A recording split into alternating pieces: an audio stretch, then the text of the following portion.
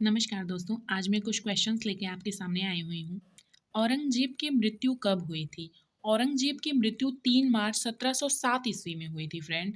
और औरंगज़ेब का जो जन्म हुआ था, वो 1618 में हुआ था। 3 नवंबर 1618 को औरंगज़ेब का जन्म हुआ था।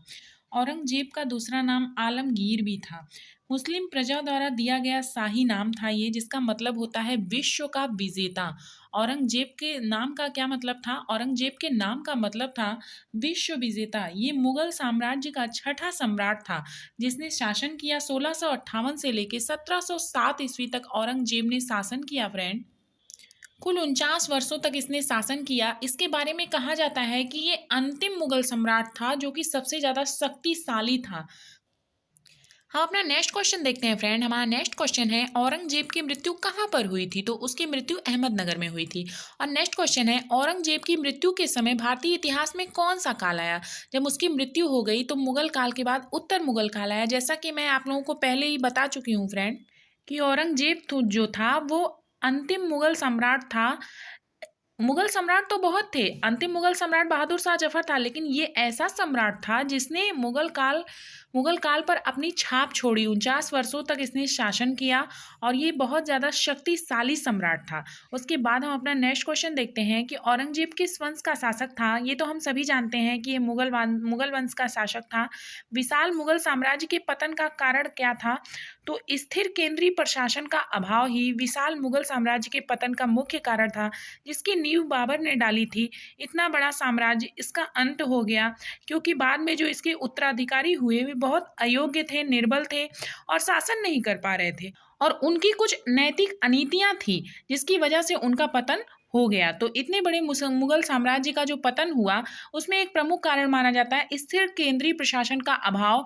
और इसमें बहुत सारे अलग अलग इतिहासकारों का अलग अलग मत है कि इसका अंत कैसे हुआ। चलिए हम अपना नेक्स्ट क्वेश्चन देखते हैं। हमारा नेक्स्ट क्वेश्चन है औरंगजेब की मृत्यु के बाद आने वाले 52 वर्षों में दिल्ली पर कितने सम्राटों ने अधिकार किया? पहले तो औरंगजेब ने खुद 49 वर्ष तक शासन किया। और औरंगजेब जब 1707 ईस्वी में मर जाता है तो उसके बाद 52 वर्षों तक दिल्ली की गद्दी पर केवल 8 सम्राटों ने ही शासन किया। 8 सम्राटों ने, बताइए कितने अयोग्य वो शासक रहे होंगे। औरंगजेब अकेला 49 वर्षों तक शासन किया और उसके बाद 52 वर्षों तक केवल 8 सम्राटों ने, मतलब एक के बाद एक बदल बदल कर उन लोगों ने शासन किया। उसके बाद हम अपना नेक्स्ट क्वेश्चन देखते हैं औरंगजेब की मृत्यु के समय मुगल साम्राज्य कितने प्रांतों में विभक्त था? ये क्वेश्चन बहुत इंपॉर्टेंट है। काफी एग्जाम में ये क्वेश्चन पूछा गया है कि औरंगजेब की मृत्यु के समय मुगल साम्राज्य में कितने प्रांत थे? तो मुगल साम्राज्य में 21 प्रांत थे। हम अपना नेक्स्ट क्वेश्चन देखते हैं कि औरंगजेब की मृत्यु के समय उसका पुत्र मुअज्जम कहाँ का सूबेदार था? तो उसके जो पुत्र थे वो काबुल का सूबेदार था। औरंगजेब जब की उसकी मृत्यु हुई तो उसके कई पुत्र थे, मुअज्जम थे, मोहम्मद आजम थे और मोहम्मद कामबख्श। वो अलग अलग जगह के सूबेदार थे जिस समय उसकी मृत्यु हुई थी, जिसमें से मुअज्जम काबुल का सूबेदार था और आजम गुजरात का और कामबख्श बीजापुर का सूबेदार था। हमारा नेक्स्ट क्वेश्चन हमारा पूछा भी गया है फ्रेंड कि औरंगजेब की मृत्यु के समय आजम कहाँ का सूबेदार था? आजम भी औरंगजेब का पुत्र ही था, ये गुजरात का सूबेदार था। नेक्स्ट क्वेश्चन है हमारा उसके अगले पुत्र के बारे में कि औरंगजेब की मृत्यु के समय कामबख्श कहाँ का सूबेदार था? तो वो बीजापुर का सूबेदार था। हमारा नेक्स्ट क्वेश्चन है मुअज्जम बहादुर शाह प्रथम, जिसे शाह आलम फर्स्ट भी कहा जाता है, कितने वर्ष की उम्र में सम्राट बना था? मुअज्जम जो था वो औरंगजेब का पुत्र था। इसका मतलब है कि वो बहुत बूढ़ा हो चुका था, 65 वर्ष की उम्र में वो सम्राट बना। उसका नाम मुअज्जम था। बहादुर शाह प्रथम और शाह आलम प्रथम की उपाधि के साथ उसने राजगद्दी को धारण किया। 1683 में संभाजी के पुत्र शाहू को मुगल कैद से किसने आजाद किया? तो इसी ने, औरंगजेब के पुत्र मुअज्जम ने ही उसको आजाद किया था। किसको? संभाजी के पुत्र शाहू को मुगल कैद से बहादुर शाह प्रथम यानी कि मुअज्जम ने ही आजाद किया। हमारा नेक्स्ट क्वेश्चन है फ्रेंड, किस सम्राट ने गुरु गोविंद सिंह यानी सिखों के 10वें गुरु, ये क्वेश्चन भी एग्जाम में बहुत पूछता है कि सिखों के 10वें गुरु का क्या नाम था? तो सिखों के 10वें गुरु का नाम था गुरु गोविंद सिंह। और उनको संतुष्ट करने के लिए खिलहत और उच्च मनसब किस सम्राट ने प्रदान किया था? ये क्वेश्चन पूछता है तो इसका आंसर है बहादुर शाह प्रथम, जिसे शाह आलम प्रथम भी कहा जाता है और ये औरंगजेब का पुत्र था। इसका जो नाम था वो नाम था मुअज्जम। हमारा नेक्स्ट क्वेश्चन है कि साहे बेखबर किसकी उपाधि थी? तो बहादुर शाह प्रथम की। नाम से ही स्पष्ट है कि साहे बेखबर यानी वो राजा जो बेखबर हो। तो इतिहासकार खफी खां ने कहा है कि बादशाह राजकीय कार्यों में इतना अधिक लापरवाह था कि लोग उसे साहे बेखबर कहने लगे थे। लोग उसे क्या कहने लगे? साहे बेखबर। हमारा नेक्स्ट क्वेश्चन है आमेर के राजा सवाई सिंह को मिर्जा की उपाधि किसने दी थी? तो जहांदर शाह ने दी थी। अब जहांदर शाह कौन था? तो यही मुअज्जम का उत्तराधिकारी था। मुअज्जम जिसे शाह आलम प्रथम और बहादुर शाह प्रथम भी कहा जाता है, उसी का उत्तराधिकारी था जहांदर शाह। मुगल काल में लंपट मूर्ख किसे कहा जाता है? तो मुअज्जम के उत्तराधिकारी यानी बहादुर शाह प्रथम के उत्तराधिकारी जहांदर शाह को ही लंपट मूर्ख कहा जाता है। किसानों पर सबसे ज़्यादा शोषण इसी के काल में हुआ था, मुगल काल में, जहांदर शाह के काल में। नेक्स्ट क्वेश्चन है हमारा घृणित कायर किसे कहा जाता है? तो घृणित कायर जो है वो फर्रुखशियर को कहा जाता था। फर्रुखशियर को उसका जो काम था वो बहुत दुर्बलता और कायरता का था। निंदनीय होने के कारण ही इसको क्या कहा जाता था? घृणित कायर कहा जाता था। हमारा नेक्स्ट क्वेश्चन है कि जहांदर शाह ने सिंहासन को प्राप्त करने में किसकी सहायता ली थी? जुल्फिकार खां एक व्यक्ति था। जहांदर शाह जो था वो बहादुर शाह प्रथम यानी कि मुअज्जम और जिसे क्या कहते हैं? शाह आलम प्रथम भी कहते हैं, उसका उत्तराधिकारी था जहांदर शाह। और उसने सिंहासन को प्राप्त करने में सहायता किसकी ली थी? तो जुल्फिकार खां। एक व्यक्ति का नाम था जुल्फिकार खां। बाद में ये इसे उच्च पद पर भी नियुक्ति करेगा और उसके बाद साजिश करके इसकी हत्या भी कराएगा। हमारा नेक्स्ट क्वेश्चन है इतिहास में लाल कुंवरी इम्तियाज महल किसकी प्रेमिका थी? ये क्वेश्चन बहुत इंपॉर्टेंट है। क्वेश्चन इस तरह से पूछता है एग्जाम में कि इम्तियाज महल किसकी प्रेमिका थी या फिर जहांदर शाह किसके प्रेम में पागल थे? तो इसका आंसर है जहांदर शाह। इम्तियाज महल लाल कुंवरी जिसे कहा जाता है वो जहांदर शाह की प्रेमिका थी। नेक्स्ट क्वेश्चन है जहांदर शाह ने आमेर के राजा को कहाँ का सूबेदार बनाया? आमेर के राजा जो सवाई सिंह थे उनको मिर्जा की उपाधि दी और उनको मालवा का सूबेदार बनाया था। हमारा नेक्स्ट क्वेश्चन है फ्रेंड कि जहांदर शाह की हत्या किसने करवाई थी? अब जहांदर शाह था कौन? तो इसके बारे में आपको बता चुकी हूँ कि ये मुअज्जम का उत्तराधिकारी था। और इसकी हत्या किसने करवाई? तो फर्रुखसियर ने। फर्रुखसियर ने सैयद बंधुओं के साथ मिलकर और फर्रुखसियर इन्हीं सैयद बंधुओं के सहयोग से क्या बना था? सम्राट बना था। ये जान लीजिए कि राजगद्दी के लिए एक दूसरे के लिए साजिश करवाना, एक दूसरे की हत्या करवाना, एक दूसरे का सहयोग करवाना, यही काम होता था पहले के समय में सम्राट बनने के लिए। और जब फर्रुखसियर सैयद बंधुओं के सहयोग से सम्राट तो बन गया, लेकिन बाद में वो इन्हीं सैयद बंधुओं के खिलाफ साजिश करेगा और उसके बाद फिर यही सैयद बंधु मिलकर इसकी हत्या करवा देंगे। हमारा नेक्स्ट क्वेश्चन है कि सैयद बंधु थे कौन? तो हिंदुस्तानी गुट के जो अमीर होते थे उन्हीं को सैयद बंधु कहा जाता था। सैयद बंधुओं के नाम क्या थे? तो अब्दुल्ला खां और हुसैन अली खां बराहा, ये जो दो भाई थे इन्हीं को कहा जाता था सैयद बंधु। और ये सम्राट को सहयोग करते थे और वो सहयोग इसलिए करते थे ताकि वो शासन प्रशासन में अपनी सत्ता को जमा सकें। फर्रुखसियर ने अपना मुख्यालय कहाँ बनाया था? तो फर्रुखसियर जो था जहांदर शाह की हत्या करवाने के बाद जब फर्रुखसियर गद्दी पर बैठा तो उसने अपना मुख्यालय चेंज कर लिया। उसने अपना मुख्यालय औरंगाबाद बना लिया। ये पूछता है, इसका सन पूछता है, टाइमिंग पूछता है कि किस टाइम फर्रुखसियर ने अपना मुख्यालय औरंगाबाद में बनाया? तो 1713 ईस्वी में। नेक्स्ट क्वेश्चन है फर्रुखसियर ने दक्कन के 6 मुगल काल सूबों की सूबेदारी किसको प्रदान की थी? तो ये भी तुरानी गुट के अमीर थे निजामुल मुल्क और चिनकिलिच खां। ये दो व्यक्ति थे जिसको इन्होंने 6 मुगल सूबों की सूबेदारी प्रदान कर दी थी दक्कन की। बहुत इंपॉर्टेंट क्वेश्चन है ये, निजामुल मुल्क और चिनकिलिच खां को।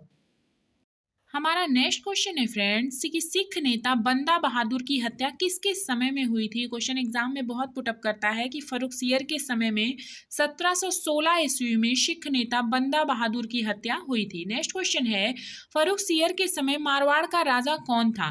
तो मारवाड़ का जो राजा था वो अजीत सिंह था। अभी यही अजीत सिंह और बालाजी विश्वनाथ और सैयद बंधु ये सब लोग मिलकर किसकी हत्या करवा देंगे? फर्रुखसियर की। नेक्स्ट क्वेश्चन है दिल्ली की संधि कब और किसके बीच हुई थी? तो दिल्ली की जो संधि हुई थी वो 1719 ईस्वी में सैयद बंधु हुसैन अली खां और मराठा पेशवा बालाजी विश्वनाथ से हुई थी। इन दोनों के बीच हुई दिल्ली की संधि। नेक्स्ट क्वेश्चन है मीर जुमला के शब्द हस्ताक्षर मीर जुमला के शब्द और हस्ताक्षर मेरे शब्द और हस्ताक्षर हैं, ये स्टेटमेंट किसका है? हिस्ट्री में ये स्टेटमेंट कभी कभी पूछ लेता है, क्योंकि ये सम्राटों का मतलब कहा हुआ कथन है, तो इसके लिए थोड़ा सा इंपॉर्टेंट हो जाता है। क्वेश्चन है, मीर जुमला के शब्द और हस्ताक्षर मेरे शब्द और हस्ताक्षर हैं, ये किसने कहा था? तो ये फर्रुखसियर ने कहा था। अब हमारा नेक्स्ट है कि फर्रुखसियर की हत्या हुई कैसे? तो अजीत सिंह जो कि मारवाड़ का राजा था, और बालाजी विश्वनाथ और सैयद बंधु में हुसैन अली खां, और ये लोग दोनों भाइयों ने मिलकर और इन दोनों के साथ फर्रुखसियर की हत्या कर दी। राजगद्दी के लिए हत्याएं होती रहती थी और साजिशें होती रहती थी। नेक्स्ट क्वेश्चन है, मुगल काल में शाहजहां द्वितीय की उपाधि किसे दी गई? तो रफीउद्दौला को दी गई। रफीउद्दौला जो था उसे शाहजहां द्वितीय की उपाधि दी गई। ये 28 फरवरी 1719 से 4 जून 1719 तक, मतलब कुल मिला के 3-4 महीने इसने शासन किया था। नेक्स्ट क्वेश्चन है कि मोहम्मद शाह को किसकी उपाधि दी गई थी? तो रोशन अख्तर की उपाधि दी गई थी मोहम्मद शाह को। और एक मोहम्मद शाह और है, इन्हीं को रंगीला भी कहा जाता है। और रंगीला क्यों कहा जाता है? मोहम्मद शाह जो था फ्रेंड, वो अधिक समय तक हरम और हिजड़ों में बिताने और उसके असमय और विलासी आचरण के लिए ही उसको क्या कहा जाता था? उसको रंगीला कहा जाता था। हमारा नेक्स्ट कि सैयद बंधुओं की हत्या किसने करवाई थी? तो सैयद बंधुओं की हत्या वही तुरानी गुट के अमीर निजामुल मुल्क ने कराई। और ये इन लोगों ने क्यों कराई? शासन सत्ता को हथियाने के लिए। हमारा नेक्स्ट क्वेश्चन है कि मोहम्मद शाह जिसे रंगीला कहा जाता है, उसी ने चिनकिलिज खां को कौन सी उपाधि दी थी? तो आसफ जाह की। इसको ये उपाधि उन्होंने दी क्यों? क्योंकि 1724 ईस्वी में चिनकिलिज खां ने क्या किया कि दक्कन में स्वतंत्र हैदराबाद राज्य की स्थापना कर डाली। स्वतंत्र हैदराबाद राज्य की जब इसने स्थापना की, मोहम्मद शाह खुश हुआ और मोहम्मद शाह ने उसकी स्वतंत्रता को मान्यता देते हुए उसे आसफ जाह की उपाधि दी थी। नेक्स्ट क्वेश्चन है कि मोहम्मद शाह के शासनकाल में बंगाल में स्वतंत्र सत्ता किसने स्थापित की थी? तो बंगाल में जो था वो स्वतंत्र सत्ता मुर्शीद कुली खां ने स्थापित की। और वहीं बंगाल के साथ अगर आप अवध को देखिए तो अवध में शहादत खां ने स्थापित की थी। बाद में शहादत खां जो था वो जहर खा के मर जाता है, क्योंकि ये नादिर शाह को पहले तो अवध दिल्ली के सत्ता को हथियाने के लिए उसे इनवाइट करता है कि तुम आओ और मैं तुम्हें इतना पैसा दूंगा, पहले तुम दिल्ली की सत्ता में हाथ लगाओ। और जब वो आ जाता है, नादिर शाह आक्रमण कर लेता है, उसके बाद वो उतना पैसा नहीं दे पाता है, और पैसा ना देने पर वो क्या करता है, शहादत खां विष खाकर अपनी आत्महत्या कर लेता है। और हैदराबाद में निजामुल मुल्क तो था ही, और भरतपुर और मथुरा में बदन सिंह, ये लोग भी अपनी स्वतंत्र सत्ता स्थापित कर लिए थे। हमारा नेक्स्ट क्वेश्चन देखिए कि फारस के नादिर शाह ने भारत पर कब आक्रमण किया? बहुत इंपॉर्टेंट क्वेश्चन है, बहुत क्वेश्चन ये पूछा जाता है बहुत सारे एग्जाम्स में। तो 1739 में 1739 ईस्वी में मोहम्मद शाह के शासनकाल में, वही मोहम्मद शाह जिसे इतिहास में रंगीला के नाम से जाना जाता है, क्योंकि उसका स्वभाव जो था वो बहुत ज़्यादा विलासी था, राज सत्ता में उसे इंटरेस्ट नहीं था, बस उत्तराधिकार में मिलने के कारण ये बन गया था सम्राट। और ये लोग अपने सम्राट का, जो मैंने कहा ना कि औरंगजेब अंतिम जो छठा सम्राट था मुगल काल का, वो अंतिम शक्तिशाली सम्राट था। उसके बाद उसके जैसा शक्तिशाली कोई सम्राट हुआ ही नहीं। जो सम्राट हुआ, या तो उसकी उम्र ज़्यादा थी, वो बूढ़ा हो चला था, या फिर उसका आचरण विलासी था, या अन्य किसी में उसका इंटरेस्ट था। बस शासन सत्ता का जो मेन था वो शक्तिशाली सम्राट, वो औरंगजेब ही लास्ट था, उसके बाद कोई हुआ नहीं। ये लोग वैसे ही थोड़ा मोड़ा शासन कर रहे थे। नेक्स्ट क्वेश्चन है, ईरान का नेपोलियन किसे कहा जाता है? तो इसी नादिर शाह को ही ईरान का क्या कहा जाता है? नेपोलियन कहा जाता है। हमारा नेक्स्ट क्वेश्चन है कि करनाल का युद्ध कब हुआ था? तो करनाल का जो युद्ध हुआ था वो 13 फरवरी 1739 ईस्वी में हुआ था, जिसमें जो है मुगल सेना जो थी करनाल के युद्ध में बुरी तरह से पराजित हो गई थी। और निजामुल मुल्क ने 50 लाख रुपया हर्जाना दिया था किसको? नादिर शाह को, कि वो अब वापस चला जाए। लेकिन नादिर शाह जो है वापस जाने वाला नहीं था। वो एक बार आया, उसने भारत पर आक्रमण किया, और जब उसने पंजाब पे आक्रमण किया तो उसके बाद निजामुल मुल्क ने सोचा कि 50 लाख रुपए दे देते हैं और ये नादिर शाह वापस चला जाएगा। लेकिन नादिर शाह अभी तो वापस जाएगा नहीं, अभी वो यहाँ पर और लड़ाई लड़ेगा, और ऊपर से उसको शहादत खां इनवाइट भी कर देता है। अवध का जो नवाब था वो शहादत खां, उसने नादिर शाह को सलाह दी कि यदि आप दिल्ली पर आक्रमण करेंगे तो 50 लाख नहीं बल्कि मैं आपको 20 करोड़ रुपया दूंगा। और बस इसी लालच में नादिर शाह ने क्या किया, कत्लेआम का आदेश दे दिया और इसमें 20,000 गरीब लोगों का कत्ल कर दिया गया था। और जो अवध का नवाब था शहादत खां, उसने नादिर शाह ने 20 करोड़ रुपए की मांग की और जब उसने उसे नहीं दे पाया तो वो विष खाकर उसने अपनी आत्महत्या कर ली। नादिर शाह जो था वो दिल्ली में 57 दिन तक रहा था और लगातार लूटपाट करता रहा, बराबर वो लूटपाट करता रहा और लूटपाट करता रहा, गरीब जनता पर आक्रमण करता रहा। और उसके बाद जाते जाते वो प्रसिद्ध मुगल राज सिंहासन जो तख्ते ताउस था, शाहजहां द्वारा बनाया गया था, जिस पर राज सिंहासन था, जिस पे राजा महाराजा सब लोग बैठते थे, जो सम्राट बैठते थे, उसको भी लेकर गया। और मुगल ताज में लगा हुआ विश्व का सबसे ज्यादा महंगा हीरा कोहिनूर भी वो वापस लेकर गया। और एक फारसी पांडुलिपि थी, उसको भी नादिर शाह अपने साथ साथ लेकर गया। नेक्स्ट क्वेश्चन है, ये तो बता ही चुकी आपको कि नादिर शाह भारत से क्या लेकर गया, तख्ते ताउस और कोहिनूर हीरा। नेक्स्ट क्वेश्चन है, नादिर शाह ने दिल्ली में अपना प्रतिनिधित्व किसे नियुक्त किया, तो जाते जाते जकारिया खां को उसने दिल्ली में अपना प्रतिनियुक्त घोषित कर दिया था। लेकिन हमारा नेक्स्ट क्वेश्चन है फ्रेंड, नादिर शाह भारत से कब गया। 1739 ईस्वी में जो है नादिर शाह भारत से चला गया, आया यहाँ पर आक्रमण करने के लिए और उसके बाद यहाँ से चला गया। नेक्स्ट क्वेश्चन है, लूटपाट करके चला गया, भारत का कोहिनूर हीरा लेकर चला गया, तख्ते ताउस लेकर चला गया। नेक्स्ट क्वेश्चन है, नादिर शाह की मृत्यु कब हुई, तो 1747 ईस्वी में 39 में गया और कुछ ही सालों बाद उसकी मृत्यु हो गई। नेक्स्ट क्वेश्चन है, अहमद शाह अब्दाली, ये भी आक्रमणकारी था, इसने भी भारत पर आक्रमण किया। और अहमद शाह अब्दाली ने भारत पर कब आक्रमण किया, तो 1748 ईस्वी में। नादिर शाह मरा उसी के 1 साल बाद ये अहमद शाह अब्दाली ने भारत पर आक्रमण कर दिया। और जब इसने भारत पर आक्रमण किया फ्रेंड, उस समय यहाँ का राजा कौन था, अहमद शाह था। और ये युग का मोती और दुर्रे दुर्रानी किसे कहा जाता है, तो इसी को कहा जाता है। मोहम्मद शाह के शासनकाल में नादिर शाह का जो उत्तराधिकारी था वो अहमद शाह अब्दाली, इसने भारत पर आक्रमण किया और इसी अहमद शाह अब्दाली को ही युग का मोती या दुर्रे दुर्रानी कहा जाता था। नादिर शाह ने इसके बारे में क्या कहा था, नादिर शाह इसे बहुत कुशल और योग्य मानता था। अपने उत्तराधिकारी को जो अहमद शाह अब्दाली था, उसने इसके बारे में कहा था कि अब्दाली जैसे चरित्र का व्यक्ति सारे ईरान, तुरान और हिंदुस्तान में मैंने नहीं देखा है। नादिर शाह अपने उत्तराधिकारी के बारे में कहा था कि अब्दाली जैसा चरित्र का व्यक्ति सारे ईरान, तुरान और हिंदुस्तान में मैंने नहीं देखा था। अब्दाली ने लगभग 50,000 सैनिकों के साथ 1748 ईस्वी में पंजाब पर आक्रमण कर दिया, जो कि असफल रहा। फिर उसने 1749 ईस्वी में पंजाब पर आक्रमण किया और उसके बाद वो सफल हुआ। दूसरे अभियान में वो क्या हुआ, सफल हुआ। एक बार मच्छीवाड़ा के समीप मन्नूपुर में अब्दाली की सेना को 1748 में अहमद शाह ने फिर पराजित किया। अहमद शाह जो था वो मोहम्मद शाह का पुत्र था, उसने इसे फिर पराजित किया, लेकिन इसने हार नहीं मानी। अब नेक्स्ट क्वेश्चन है, ये तो बता ही चुकी हूँ कि रंगीला किसे कहा जाता था, मोहम्मद शाह।